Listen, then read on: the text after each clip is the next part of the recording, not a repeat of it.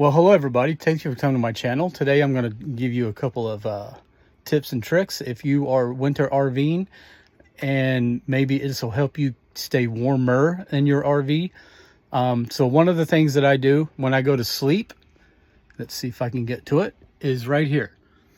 Over my door, I put a few screws here, and then I use a shower curtain, like a thick shower curtain, and I put it around my door, and then I go all the way to the bottom here, and then I use a couple of area rugs to cut out the draft, because I noticed that a lot of my draft is around my doors and windows, and that's one way to keep air out and keep it warmer. The other thing I do is I put a lot of these area rugs here, and I got it going all the way down the hallway here to this nice space heater.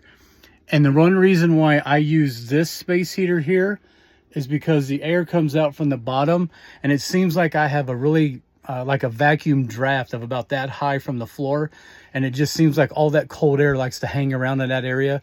So I like the space heater here that blows out from the bottom, because it actually puts out a lot of heat, and sometimes I have to turn it off because it gets too hot.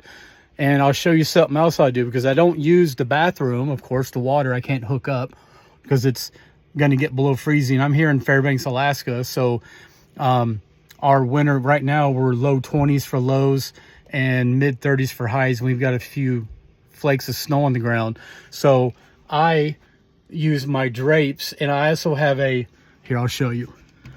I have a plastic behind it to kind of keep, kind of like form a vacuum, like a vacuum seal on the backside.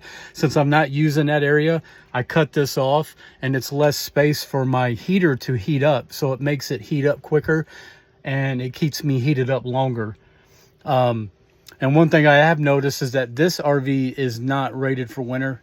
It does not have really thick walls, so if it gets 20 below or colder, my my thermostat does not get above 60, so then I go to the hotel. Last year, FYI, I had to go to the hotel twice last year because it was 25, 30 below, and I just couldn't warm up. I had like 3 layers of clothes on, 2 socks, my stocking cap, a freaking scarf, and it was rough. And I was even under here. I have this big thick mink blanket too, and it just wasn't doing the trick. So yes, there are some times where I have to tap out, but that's just the situation I'm in. You just have to make the best of it. But hopefully it helps somebody, anybody that's winter RVing. Plus, I'll show you what I do on the outside